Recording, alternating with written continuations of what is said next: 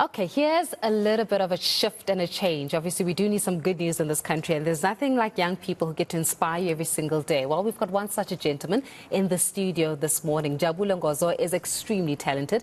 At just 14 years old, he's gained a love for poetry. Those close to him say that he's extremely intelligent and an inspiration. So let's find out exactly what inspires him and his love for poetry. The young poet himself, Njabulo Ngozo, is gracing us with his presence this morning. But before we even talk to him, let's have a rendition of some of the poetry that he's written. Njabulo, it's over to you.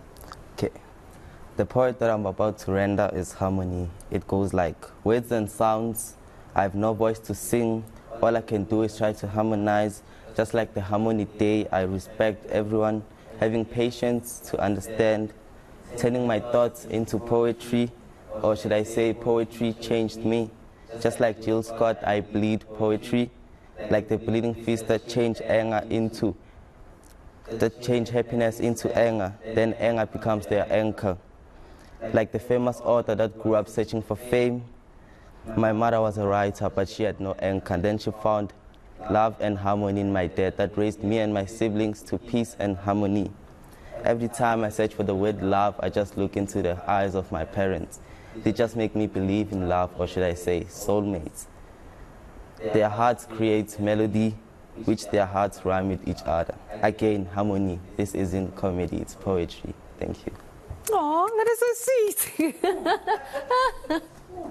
You are just so sweet. Okay, so talk to us a little bit about what inspires your love for poetry. Why poetry? You know, like, and I say this because there are a lot of 14-year-old young men who are into either hip-hop, or they want to like get into a piano, or they want to be a kwaito star, or they want to be a dancer. You've just gone and made yourself a poet, but why poetry?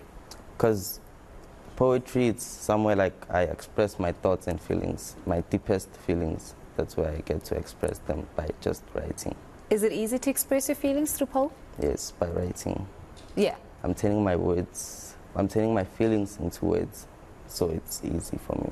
Do we ever underestimate, for example, how many feelings and the extent and the intensity of feelings that a lot of teenagers face? Like, so teenagers these days, we often say that they struggle to find spaces of safety where they get to speak about some of the challenges and some of the things that they go through. Do we even have spaces that are safe enough for young people to speak and speak about their feelings and their thoughts? I think as teenagers we have a lot of ways to express ourselves. Some can express in dancing, some in poetry, just like me, some by playing soccer. So there are a lot of ways that we can express ourselves. When did you realize that you had a love for poetry? It started off with me writing like hip-hop music, then it turned into poetry because I love rhymes. Oh, you love rhyming? Yes, I love rhymes. So it is a little bit, it's got a little bit of hip-hop in there as well? Yeah, some way, somehow, yeah. Okay, and then this poem, Harmony, I mean, I heard that you made reference there to your parents and about how the expression of love you see through them. How important is it to see your parents in that expression of love? To be honest, I just feel like I'm privileged to have both my parents alive, still in love, because many teens don't know that feeling, so I just feel like I'm privileged. Do a lot of your friends not know that feeling? No, I think many of my friends like don't have fathers, they only have like single mothers that are taking care of them, so yeah, I'm privileged. Oh, I'm going to stay with that one.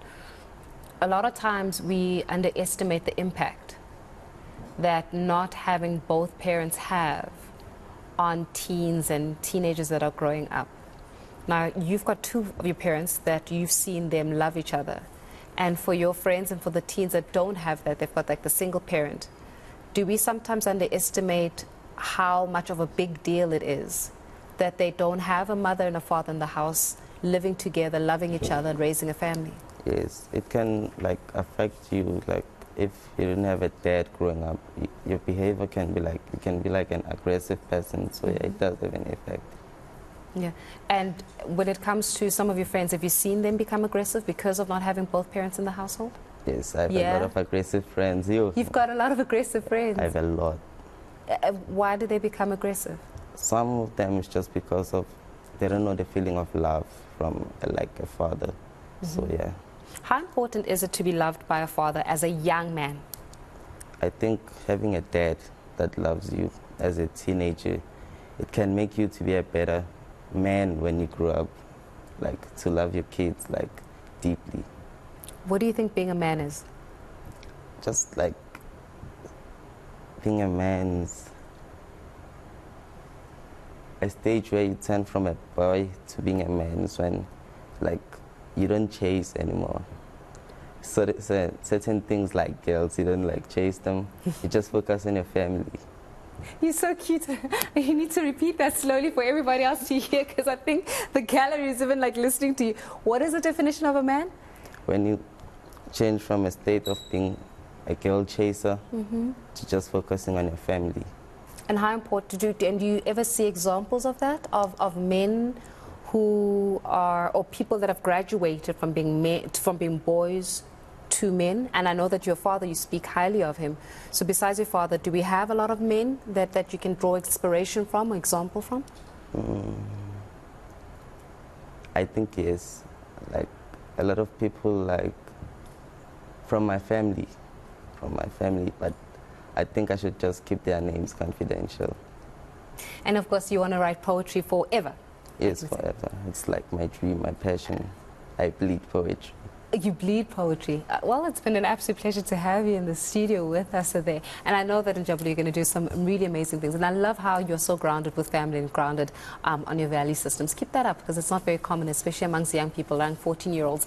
I think it's inspiring, right? It's like a breath of fresh air when you've got a 14-year-old who's able to talk to you a little bit about love and manhood and what defines a man in this day and age. Certainly is something that we can all ponder on as individuals in this lifetime. Of course, 14-year-old poet Njabulo Ngozo, they're joining us this morning reciting some poetry, and the poem that he actually recited is called Harmony.